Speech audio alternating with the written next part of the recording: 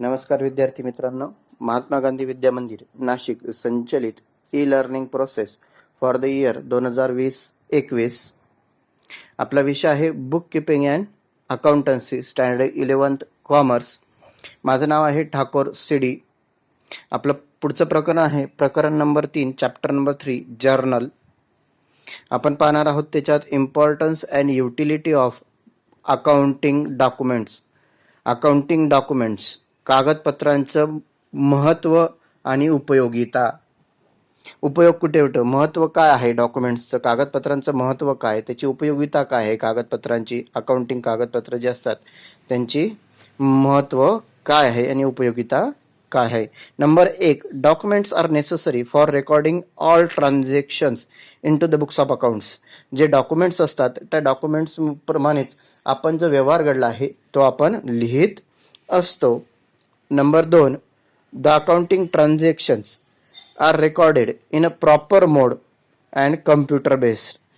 जे accounting transactions घडलेले आहे ते आपण काय करतो, प्रॉपर मोड, ज्या मोडमध्ये ते पाहिजे त्या मोडप्रमाणे त्या पद्धतीप्रमाणे आपण लिहितो आणि कम्प्युटरमध्ये कम्प्युटराइज बेस्ड असं सुद्धा लिहू शकतो, रेकॉर्ड करू शकत असतो. Number 3, accounting documents are stored in physical files or in software.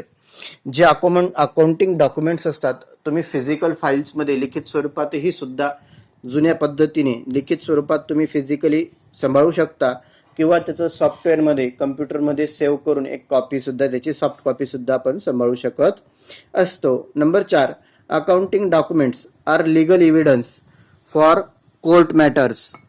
हे जे डॉक्युमेंट्स असतात हे कोर्टात सुद्धा चालवू शकत असतात as a evidence. Accounting documents are required for charity commissioner office. हे डॉक्युमेंट्स आपल्या चॅरिटी कमिशनर ऑफिसला सुद्धा चालू शकत असतात. Accounting documents are required for payments of state government and local body authorities.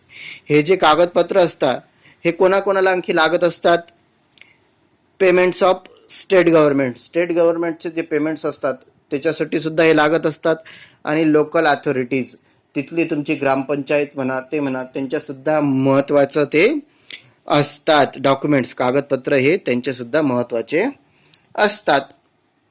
पुढचं आहे व्हाउचर. व्हाउचर म्हणजे काय आता ते आपण पाहूया. Voucher is a document that supports payment made by a businessman. व्यवसायाच्या मालकाने केलेल्या पेमेंटसाठी ते लिखित स्वरूपात एक डॉक्युमेंट म्हणजेच व्हाउचर आहे. It is a legal evidence that certain sum of money has been paid to specific person or party.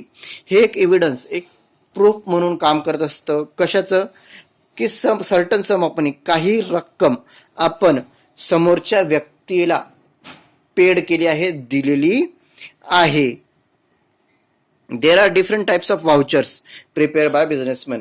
असे अनेक प्रकारचे व्हाउचर ते बिझनेसमॅन, व्यवसायाचा मालक तयार करत असतो. फॉर एक्झाम्पल कॅश व्हाउचर आणि परचेस व्हाउचर. पुढचं आहे टाइप्स ऑफ व्हाउचर्स. त्यात आहे internal voucher. The internal vouchers are document prepare internally by an organization. ऑर्गनायझेशनच्या मध्ये तयार करण्यात आलेलं document. The voucher which is created by the business itself and sign by the payee is called as an internal voucher. असं कागदपत्र किंवा असे documents जे व्यवसायाच्या मध्ये तयार करण्यात आले आणि ज्याच्यावरती पेई म्हणजे असा व्यक्ती ज्याची नावे आपण तो पैसा देत आहे किंवा जो त्याच्यावरती सही करतो कागदपत्रांवरती, त्यालाच इंटरनल व्हाउचर असं म्हणतात. It is prepared when we can not get receipt or proof such as transaction. असा एखादा व्यवहार ज्याचं आपल्याकडे प्रूफ नाही, की आपण तो साबित करू शकत नाही की हिचा खर्च हा XYZ खर्च आपला झालेला आहे, त्याचं प्रूफ आपल्याकडे नाही, त्याच्यासाठी आपण इंटरनल व्हाउचर तयार करत असतो. For example taxi fair.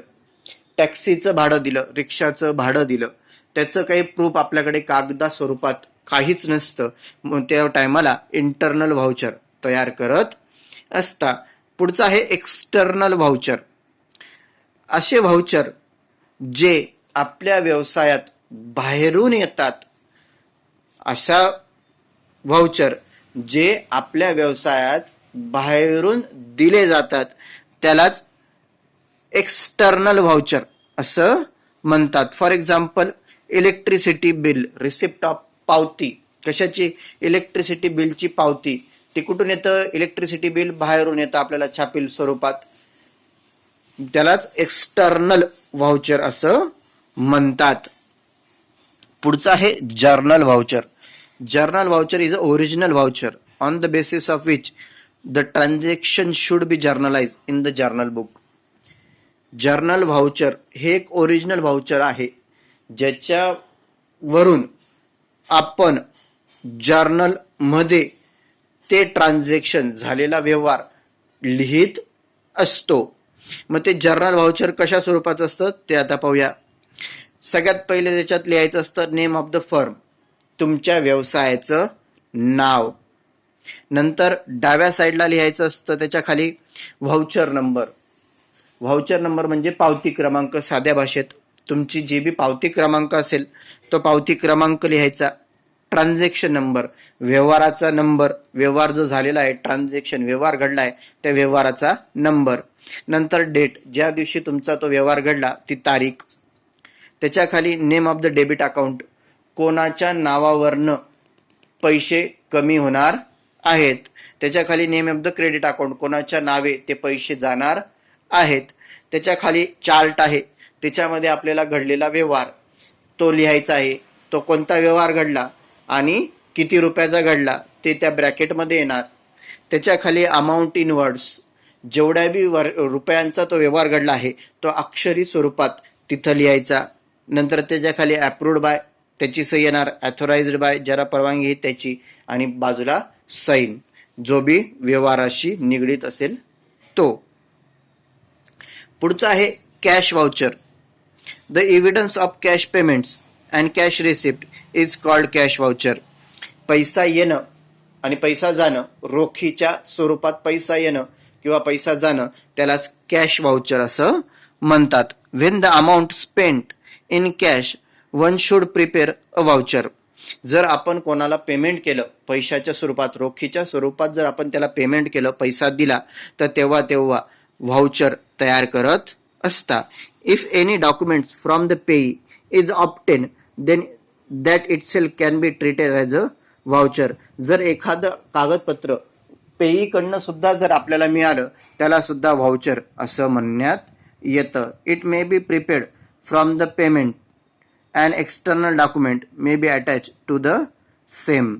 ते पेमेंटसाठी गृहीत धरण्यात येणार आणि त्याच्याबरोबर जर एक्सटर्नल डॉक्युमेंट्स कोणतं आलं असेल तर ते त्याच्याबरोबर कॅश व्हाउचर बरोबर जॉईंट करायचं असतं. मग कॅश व्हाउचर कसं असतं आणि कोणत्या स्वरूपात असतं ते आता आपण पाहूया. सगळ्यात पहिले कॅश व्हाउचर ही हेडिंग द्यायची मध्यभागी. त्याच्या खाली आपल्या व्यवसायाचं नाव आणि पत्ता. डाव्या बाजूला व्हाउचर नंबर, पावती क्रमांक. व्हाउचर नंबर म्हणजे पावती क्रमांक. उजव्या बाजूला त्याच्याच लाईनीत डेट, ती तारीख, ज्या दिवशी तुमचा व्यवहार घडला ती तारीख.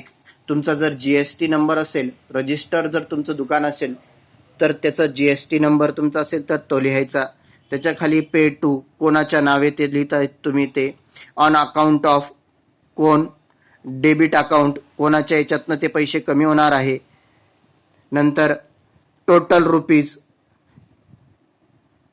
वाक्यरचनेमध्ये शब्दांमध्ये ती लिहायची. त्याच्या खाली अमाऊंट रुपीज इन फिगर्स, जे तुम्ही अक्षरी किंवा अंकी हे दोघी खालीवरती लिहायचं. त्याच्या खाली आहे प्रिपेअर्ड बाय, ज्याने तयार केलं ते, ज्याने पास्ट केलं ते, आणि रिसिव्हर साईन, ज्याला ते कॅश व्हाउचर तुम्ही दिलं त्याची सही.